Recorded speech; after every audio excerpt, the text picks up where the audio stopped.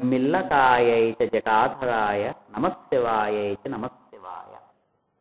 దీనికి మొక్కులాగా పెద్దానికి చివరి పాదము నమశివాయై చ నమశివాయ అని వస్తుంది. చిత్రంగా శివుడికి పార్వతికి ఇద్దరికి కూడా శివ అనేటువంటి పేరు ఉంది. శివుడు అంటే శివ అంటే శుభము అని చెప్పి అర్థం. అంటే శుభాన్ని కలగజేసేటువంటి వాడు, మంగళాన్ని కలగజేసేవాడు కాబట్టి ఆయనకి శివుడని పేరు. ఆవిడ కూడా మంగళాన్ని కలగజేసేటువంటిది కాబట్టి మాంగళ్య స్వరూపిణి కాబట్టి ఆవిడికి కూడా శివ అనేటువంటి పేరు ఉంది. స్త్రీలింగ శబ్దం కాబట్టి శివ దీర్ఘం ఉంటున్నాయి ఆవిడికి. ఇది పుల్లింగం కాబట్టి శివ అని చెప్పి ఈయనకి అవుతుంది. అంటే శివ అనేటువంటిది ఇద్దరికి ఉంది, ఇద్దరు కూడా మంగళస్వరూపులు వాళ్ళు. అందుకనే నమః శివాయై మొట్టమొదట ఆవిడ. ఇప్పుడు కూడా మనకి ధర్మం ఏమిటంటే ముందు మాతృదేవోభవ తర్వాత పితృదేవోభవ అనేటువంటిది చెప్పారు. ప్రకృతి ముందు తర్వాత పురుషుడు అనేటువంటిది. ముందు ఆవిడకి నమస్కారం చేస్తే తర్వాత ఆయనకి నమస్కారం చేయడం. అదే తంత్రశాస్త్రంలోనూ దాంట్లోనూ కూడా శాక్తేయులు అనేటువంటి వాళ్ళు చెప్పేటువంటిది అదే. తల్లి ద్వారా మనకి తండ్రి తెలుస్తాడు. మనంతా మనకి తెలిసేటువంటిది పుట్టినటువంటి పిల్లవాడికి తల్లి తెలుస్తుంది, తల్లి స్పర్శ తెలుస్తుంది, తల్లిని గుర్తించగలగడమే తెలుసు. మిగిలినటువంటి బాంధవ్యాలు ఏవి పిల్లవాడికి తెలియదు. తల్లి ద్వారా తండ్రి తెలుస్తాడు. నాన్న అనేటువంటి తల్లి వల్ల, ఎందుకంటే తల్లి కడుపులో ఉంటుండగా అతను తల్లి తర్వాత ఎక్కువగా విన్నటువంటి గొంతు తండ్రిది, తల్లితోటి ఉండేటువంటి సంబంధం వల్ల తండ్రికి. అందువల్ల బయటకు వచ్చిన తర్వాత తండ్రి చేతిలో పెట్టి ఆవిడ తండ్రిగా మీ నాన్నగారిని చూడు, ఇదిగో ఎలా నవ్వుతున్నాడో ఇలా చెప్తూ ఉండడం ద్వారా పిల్లవాడికి ఆయనతో ఉండేటువంటి అనుబంధం అర్థమవుతుంది. అది లేకుండా తల్లి కనుక పక్కన లేకపోతే తండ్రి గురించినటువంటి ఇది మనకి తెలియదు. అందువల్ల తల్లిని ద్వారా తండ్రిని దర్శించడము అంటే అమ్మవారి ద్వారా అయ్యవారిని దర్శించడము అనేటువంటిది సంప్రదాయంగా చెప్తారు. అందుకని మొట్టమొదట ఆవిడ పేరు చెప్పుకోవాలి. నమశివాయ అని మొట్టమొదట ఆవిడికి నమస్కారం చేశారు. తర్వాత నమశివాయ, ఈయనకి నమస్కారం, శివుడికి నమస్కారం, పార్వతీకి నమస్కారం, శివుడికి నమస్కారం. ఎటువంటి పార్వతీ పరమేశ్వరులు అంటే ఇద్దరికి కూడా విశేషణాలు వేసుకుంటూ వస్తున్నారు. ఈయన ఎలా ఉన్నాడు, ఆవిడ ఎలా ఉంది అనేటువంటిది వర్ణించుకుంటూ వస్తారు. ఆ వర్ణన ఎంత చక్కగా ఉందంటే శాంపేయ గౌరార్థ శరీరకాయ కర్పూర గౌరార్థ శరీరకాయ. ఈవిడ రెండు రకాలైనటువంటి రంగులతో ఉన్నటువంటిది గౌరీదేవి. ఒకటేమిటంటే ఈవిడ నల్లనైనటువంటిది, విష్ణువు యొక్క చెల్లెలి కింద. విష్ణువు నల్లగా ఉంటాడు, ఈవిడ కూడా నల్లగా ఉంటుంది, కాళి అనేటువంటి స్వరూపం. అయితే ఆయన మాత్రం తెల్లగా ఉంటాడు. శివుడు తెల్లగా ఉంటాడు. విష్ణువు యొక్క చెల్లెలు వీళ్ళందరిది కూడా కొంచెం నల్ల రంగు వీళ్ళంతా. ఈయన మంచి తెల్లనైనటువంటి వాడు ఈయన. అలాగే నలుపు తెలుపు వర్ణం. ఇంకొక స్వరూపంలో ఈవిడ గౌరీ అంటేనే గౌరవర్ణం అంటే తెల్లదనం అనే అర్థం. తెల్లగా ఉండేటువంటి ఆవిడ. దేవి భాగవతంలో ఈ రెండు రకాల రూపాలు కూడా ఉంటాయి.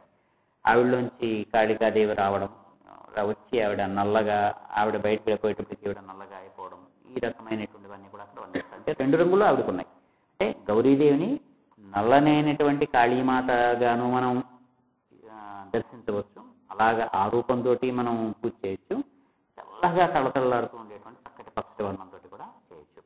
లేదా ఆవిడ ఈయన ఇద్దరు కూడా తెల్లనైనటువంటి వాళ్ళే. ఇటొచ్చి చిన్న తేడా ఉంది. ఒకళ్ళకి కొంచెం పచ్చదనము, ఒకళ్ళది తెల్లదనము. పసుపు ఛాయ కలిసినటువంటి వాళ్ళు ఒకళ్ళు, తెలుపు ఛాయలో ఉండేటువంటి వాళ్ళు ఒకళ్ళు.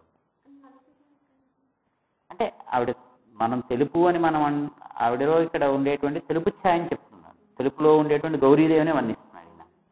ఆ నల్లగా ఉండేటువంటి కాళీదేవి అంటాడు. అంటే ఇద్దరు తెల్లగానే ఉన్నారు. ఇద్దరు ఇటొచ్చే తెలుపులో చిన్న తేడా ఉంది. ఆవిడ కొంచెం పచ్చదనం కలిసినటువంటి తెలుపు.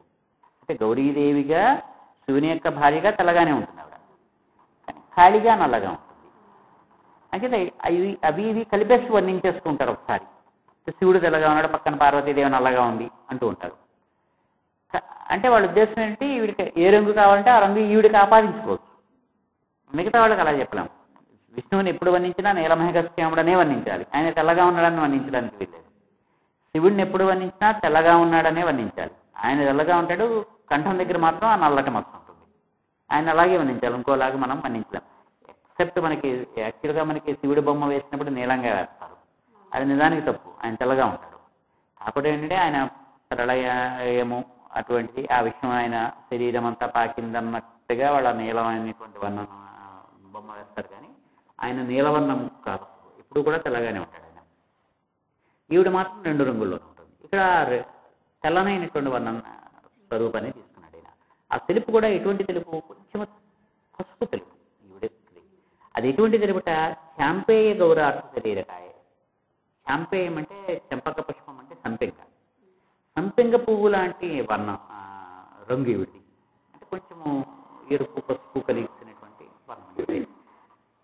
ఆయన కర్పూర గౌరవం, కర్పూరంలాగా తెల్లగా ఉన్నటువంటి వర్ణం ఆయనది. ఆయన తెల్లటి తెలుపు, ఇప్పుడు కొంచెము సంపెంగ పువ్వు రంగు, కొంచెము అంటే మన విశాఖపట్నం సంపెంగ అనమాట. ఈ సింహాచలం సంపెంగ, మామూలు సంపెంగ కాదు, పచ్చ సంపెంగ కాదు, అది కొంచెం ఎల్లో ఇస్తే ఎర్రగా ఉంటుంది, ఆ రంగు అనమాట ఆవిడది. ఇద్దరు కూడా సగం సగం రూపమే. అంటే ఈ సగభాగంలో ఆ రంగులో ఉన్నాడు, ఈ సగభాగంలో ఈ రంగులో ఉన్నాడు. అంటే అర్ధనారీశ్వర స్తోత్రం ఇద్దరిని కలిపి వర్ణిస్తున్నాడు. అంచేత ఇద్దరిని సపరేట్గా వర్ణించగలరు. ఆ సగంలో ఇటు ఇలా ఉంది, అటులా ఉంది. ఈ పక్కనేమో సంపెంగ పువ్వు తెలుపుతోటి అంటే పచ్చదనంతో ఈ పక్క ఉంది, కర్పూరము రాసిపోసినటువంటి తెలుపుతోటి ఈ పక్కన ఉంది. అదనమాట. అంటే మనం ఇద్దరిని ధ్యానం చేసుకుంటే ఈ పక్క కొంచెం తెలుపుగా వర్ణన చేసుకోవాలి, ఆ పక్క కొంచెం ఎరుపు పసుపు కలిసినటువంటి వర్ణం ఒకటి మనం తీసుకోవాలి. ఈ పక్క ధమ్మిల్లకాయ, ఈవిడేం చేస్తుంది, జడ ముడేసుకుంది. ధమ్మిల్లం అంటే కొప్పు పెట్టుకున్నది. ఆయన జటాధరాయ, ఆయన పైకి ముడేసుకున్నాడు కానీ జడలు అట్టకట్టేసినటువంటి జుట్టుని ఇలాగ ముడేసుకున్నాడు ఆయన. ఈవిడ చక్కగా సెగ చుట్టుకుని ఈవిడుంది. అంటే ధమ్మిల్లం అంటే సెగ కొప్పు ఈవిడికుంది. ఆయనకేమో ధమ్మిల్లం అంటే ధమ్మిల్లం, ఈవిడది ధమ్మిల్లం సెగ. ఆయనది ఉత్తి జడలు అట్టకట్టేసినటువంటి జడలు ఇలాగ ముడేసుకుని ఆయన అన్నాడు. అంటే సగభాగమేమో చక్కగా కొప్పు పెట్టుకుని ఉన్నది, సగభాగమేమో ఇలాగ జడలు కట్టింది. అలాంటి శివుడికి పార్వతికి నమస్కారం చేస్తున్నాను. ఇది మొదటి శ్లోకం అన్నమాట. కస్తూరికా కుంకుమ చర్చితాయై చితారజ పుంజ విచర్చితాయ కృతస్మరాయై వికృతస్మరాయ నమశివాయై చ నమశివాయ. తర్వాత చెప్తున్నాడు, కస్తూరికా కుంకుమ చర్చితాయై చితారజ పుంజ విచర్చితాయ. ఈవిడ భాగం ఈవిడిది. అంటే ఇప్పుడు ఈ కాలంలో కూడా ఇంట్లో కూడా నా స్పేస్ నాది, నీ స్పేస్ నీది, ఒంటిల్లు నాది, ఇది ఇలాగా నీ బెడ్రూమ్ నాది, నా బెడ్రూమ్ నీది, అలాగా ఉంటున్నటువంటి దాంట్లో ఎవరిష్టం వచ్చినట్టు దాన్ని వాళ్ళు అలంకరించుకుంటున్నారు. ఈవిడ సగానికి ఈవిడేం పూసుకుంది, చక్కగా కస్తూరి పూసుకుంది. ఒళ్ళంతా కూడా చక్కటి సుగంధ ద్రవ్యం ఆ కస్తూరి అంతా కూడా పూసుకుంది. చక్కగా కుంకుమ పరాగం కూడా ఒంటికి పూసుకుంటూ ఉంటారు. అంటే ఇప్పుడు మనకి పింక్ బ్లష్ షేడు బొగ్గలకి దానికి పూసుకున్నట్టుగా వాళ్ళు పూర్వం ఏంటంటే చిన్న కుంకుమతో చేసినటువంటి రంగు ఇలాగ బొగ్గలకి అద్దుకునేవారు, అలాగనమాట చిన్నది. అలాగేంత ఈవిడ ఒంటి మీద అక్కడక్కడ కుంకుమ రాగము ఉంది. తర్వాత కస్తూరి సువాసనలు ఈవిడికి ఉన్నాయి ఈ పక్క.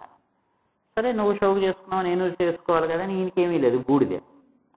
ఆ బూడిది ఈయన పూసుకుని ఉన్నాడు, ఇలాగ పైనుంచి కింద వరకు బూడిది పూసుకున్నాడు.